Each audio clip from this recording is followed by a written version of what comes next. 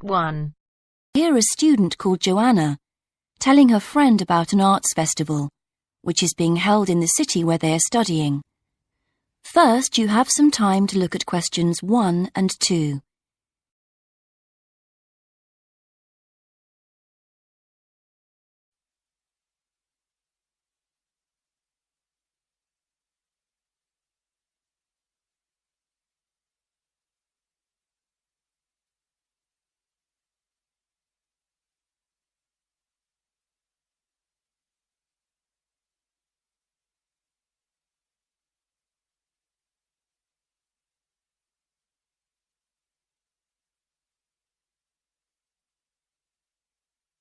Now we shall begin.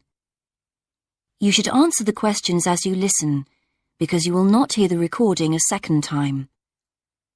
Listen carefully and answer questions 1 and 2. Hi, Joanna. Where have you been? Hi, Dave. I had to go into college to return a DVD I'd borrowed from the library. Oh, right. But while I was there, I got some information about the City Arts Festival that starts next week. Oh, yeah? I saw a poster advertising it somewhere. Yeah, and I picked up this leaflet from the library. It gives you the website address. So as I was there, I logged on to get more information. Actually, although they've got the full programme of events fixed now, you can't book online, which seems strange. There's a number to phone, though. And are there student discounts? I guess so, but I didn't notice. Anyway, there are 3 things I'd like to see. An Italian film, a rock concert, and an art exhibition. Oh. The exhibition's free, and you don't need to book, so I'll definitely go to that. But I'm going to get tickets for the film in case they sell out. Good idea. You can always buy concert tickets at the door, because that's in a really big hall. Right. Before you listen to the rest of the conversation, you have some time to read questions 3 to 10.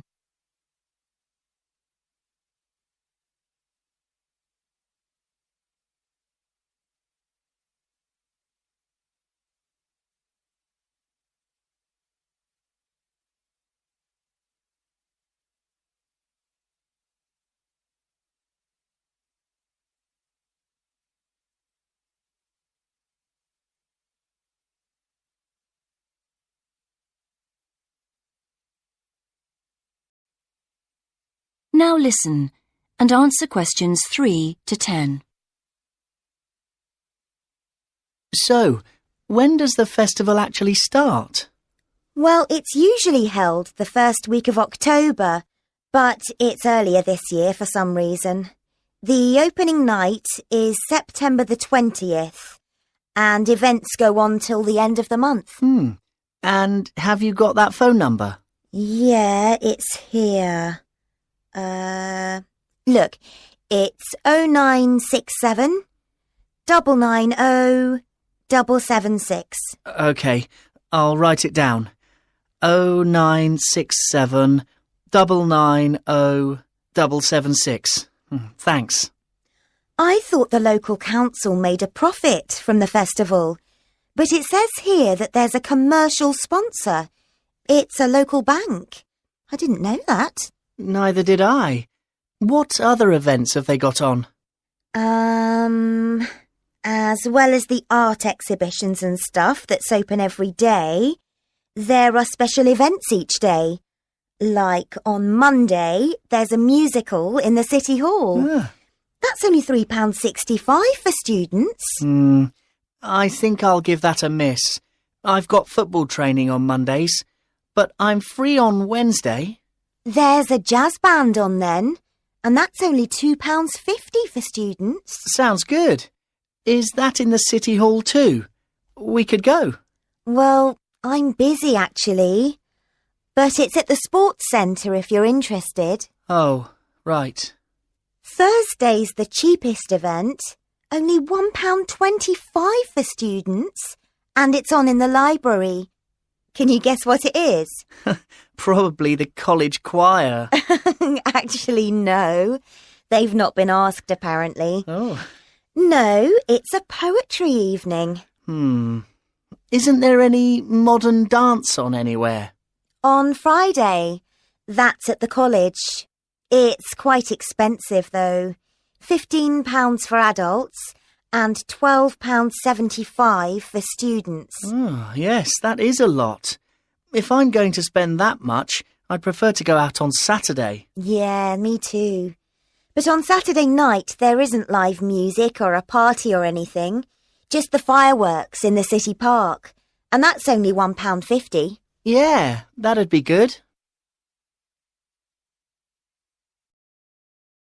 That is the end of part 1. You now have half a minute to check your answers.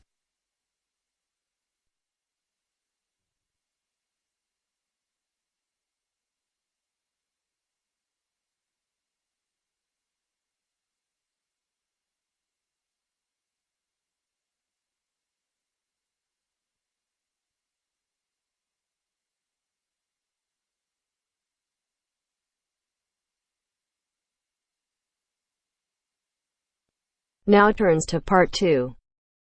Part 2. You will hear 2 first-year engineering students discussing their project on devices which have been specially designed for use in developing countries. First, look at questions 11 to 14.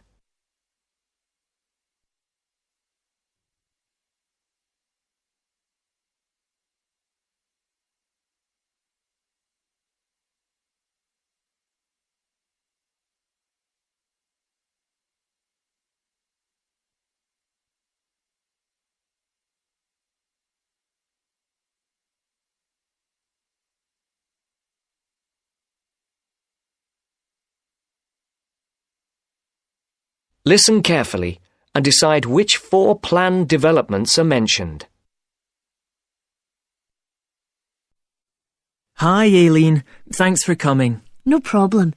We've got our presentation coming up on Tuesday, so we need to get everything prepared now. Yeah, so we're agreed that we're going to concentrate on these 2 devices which have particularly helped people in developing countries. Yes, and we'll present the information in the form of a table, so it'll be really clear for non-specialists.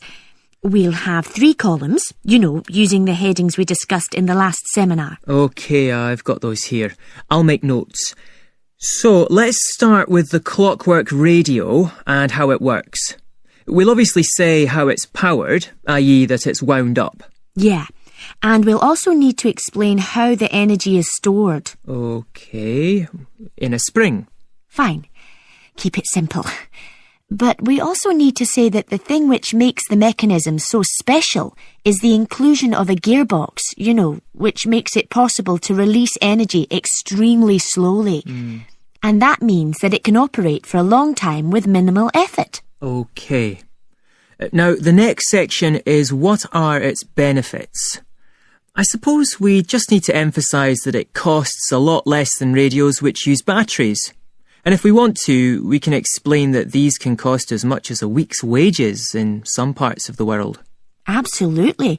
And related to that, of course, is the fact that people don't have to depend on buying anything in a store, which in remote rural areas is really important. And then in the developments column, I think the most important thing we need to say is that the combination of the wind-up mechanism with a solar cell means that during the day it runs on the sun's energy, and you only have to wind it up when it's dark, which makes it a much more attractive option.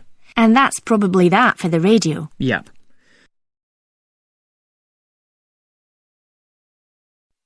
Before the broadcast continues, look at questions 15 to 20.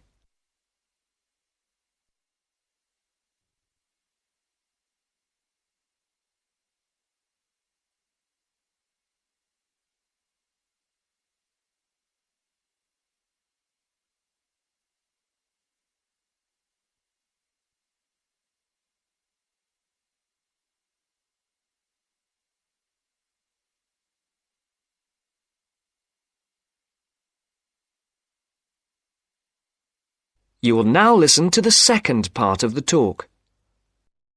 So we'll then move on to the solar box cooker. And again, let's keep the description of the mechanism very simple. We need to say that it uses sunlight rather than conventional fuels to cook food. But we also need to explain two elements of why it's so efficient. Yeah. The fact that sun's rays enter through a plastic cover. Better call it a lid. I thought it was made of glass. Not according to my research. Okay.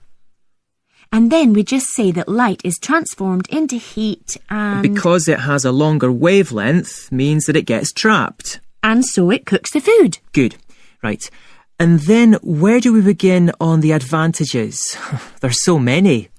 I suppose we have to begin with the fact that you no longer need to cut down trees, which brings a whole raft of other benefits in its turn. Sure. And related to that, I think we need to say that because dung is no longer needed as a fuel for cooking, it can be used as a fertiliser. Which leads to better harvests. And then there's the fact that there is absolutely no smoke. I was reading somewhere that there's a huge incidence of lung complaints, especially among women and children who have to breathe in smoke from conventional cookers. So that's another plus point. Yep. And then we need to say something about the way cookboxes have been improved. I think we can emphasise the fact that a reflector is often added at an angle to the lid to maximise the amount of light entering. Yes, good point. And also I read about the fact that the floor or base of the box is raised, which improves heat retention. Oh, and I think we should mention the fact that many of the new boxes have a sloping or inclined lid, which increases the surface area to capture the sun's rays. Yes, that's a good point to finish on, I think. So, I'll write up that table on an OHT if you like, and we're all set for our presentation. Yes, great. If there's anything else that you think we should discuss...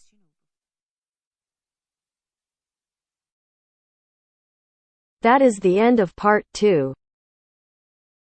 You now have half a minute to check your answers.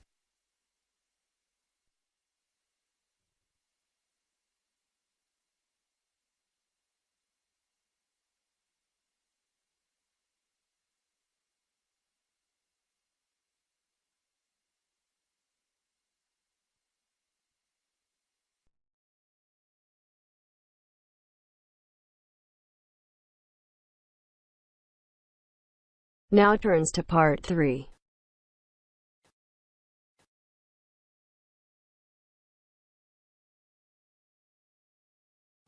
You will hear two students called Jimmy and Kathy talking to their tutor about the current research paper.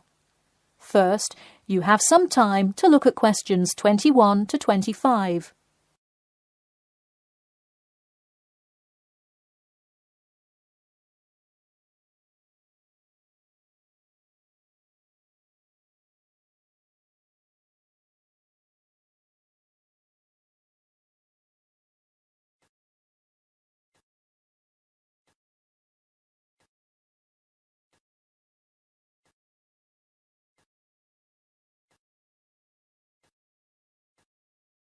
Now, listen carefully and answer questions 21 to 25. Before we start, Jimmy and Kathy, thanks for coming in today to talk about your current research paper. Well, I will also give you some suggestions for your future presentation later. That's great. OK, I've read the introductory chapter, and so far I like where you're going with your research, you two. Thanks. What did you think of the procedure section? I haven't got there yet. I'll get to that and the results and discussion section in a bit. Oh, if you haven't read the rest, are you just saying you like the introduction? No, the layout is really well done. You have each section clearly marked and have the header and footer perfectly formatted. And your title page is right on the money. A lot of students have trouble with that one. To be honest, we did refer a lot to the example we received in class. That's good to do for spacing and layout, as long as you're not also copying the information. The background information is a little sparse though. You may want to add to it. You think so? I was more worried about whether I had enough data. You definitely need more background information. I would think about finding some more online articles or doing more research in the campus library. That's a good idea. We can go tomorrow. I find it too tough finding the subject matter in the online journal database. I also like being able to flip through the physical journal, as opposed to trying to scroll down on a computer. Me too. Oh, I almost forgot. I've included all of my citations in the abstract, but could you help me with the bibliography? I should be using a bibliography, right? Not an appendix. Sure, I can help with that. Yes, for this type of scientific research paper, list all sources that you cite in the body of your paper in a bibliography. Go to the website I gave you last time to see the exact way to list each source. Okay, thanks. I'll do that. We still have a lot of things to fix up. Yeah, but there's a lot of good stuff here to work with. So enough about the paper. How is the presentation going? Well, it's all right. I'm going to go try out the new presentation software while Jimmy's working on the bibliography. Yeah, we are hoping to make an animation of an actual pump, but still have a lot to learn about how to do that. Before you hear the rest of the talk, you have some time to look at questions 26 to 30.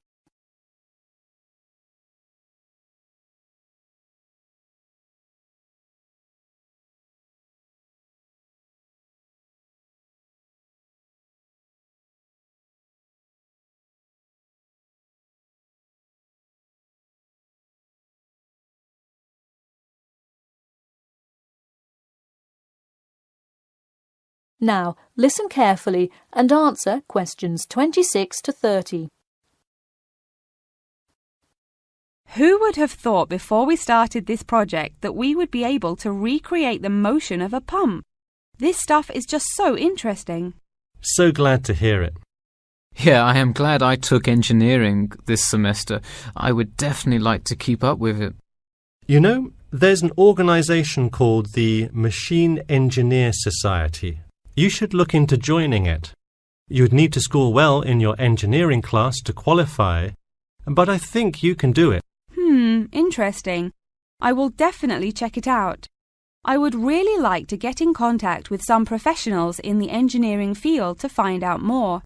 I don't really know anyone in the field now, though. I think if you keep meeting people in your classes and professors, you'll be able to get in contact with some really helpful people. Well said, Jimmy. If engineering pumps is something you both are specifically interested in, make sure you stay up to date on new developments.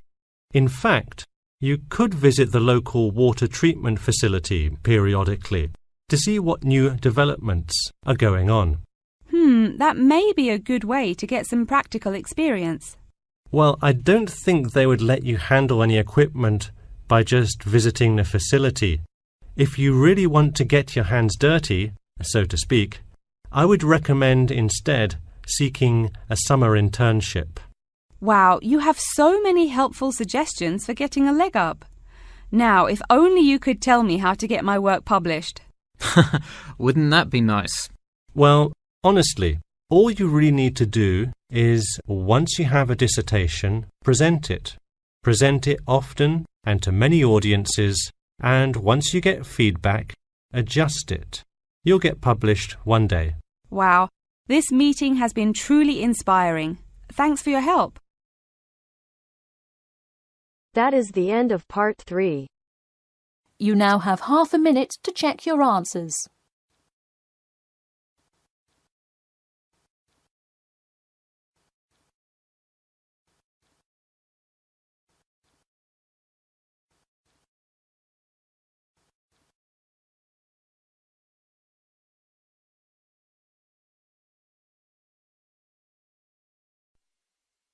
Now turns to part 4. Part 4. You are going to hear a talk given by Jim Allen. He is going to share some of his findings of his research. Now you have some time to look at questions 31 to 40.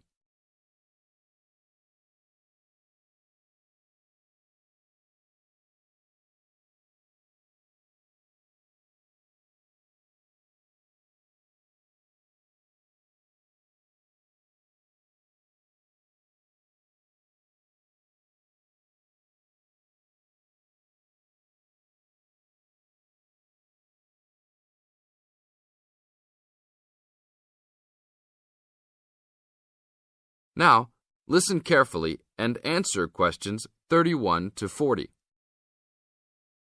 Good morning. Today we'll be hearing from Jim Allen, who will be sharing some of the findings of his research project from last term. Jim. Thanks. Well, to start with, a little bit of background about the project. As you can see, our title is something that is relevant to everybody in this part of the world: water safety. These days, there's a lot more to water safety because of the increasing number and range of boats and other things people use on public waterways. I'd become interested through reports on radio about the number of incidents involving small powerboats and individual watercraft such as jet skis. It seemed to me that because these craft were essentially recreational and didn't require licenses to use, there was very little opportunity to influence the users towards being safety conscious. So, I decided to make this the focus of the project. For the research, we mainly relied upon talking to people, asking them questions in preference to using a written questionnaire. We interviewed a wide range of people at a number of popular swimming locations over 2 consecutive weekends, and asked them what they'd observed or experienced themselves. The respondents were both male and female, but the men were just slightly in the majority. We were pleased with their willingness to talk about the subject, and all told, interviewed 145 people over the 2 weekends. So, what were the findings? As you can see, 86% of people reported having had some type of problem. A surprisingly large percentage, 27%, commented that they had found it necessary to shout at an offending powerboat, but the main type of problem was the deafening sound that some of the boats made. On occasions, this led to swimmers deciding to move to another location. So what strategies did people adopt to ensure their own comfort and safety? Let's have a look at the figures. First, it was noticeable that there were often distinctly different answers between men and women. It was mainly the women, for example, who said they should try to choose places where boats couldn't go, whereas it was usually the men who said you shouldn't have to move if you were there first, so you should shout at them if necessary. Both men and, it was women who said you should call the authorities if the situation gets too dangerous or the powerboat drivers are acting irresponsibly. Then, I had thought it would be mainly women, but both sexes made the point that above all, it's important to get children away from any possible danger. Men were very aware that jet skis could be unpredictable in inexperienced hands. They also made the point that it's much safer to have your car nearby and clearly visible to any watercraft if you're swimming in a relatively remote spot. Finally, wearing visible clothing, men didn't think it was quite as important as women, but both gave it a high safety rating. When we asked them what they thought the government should do to help solve the problem,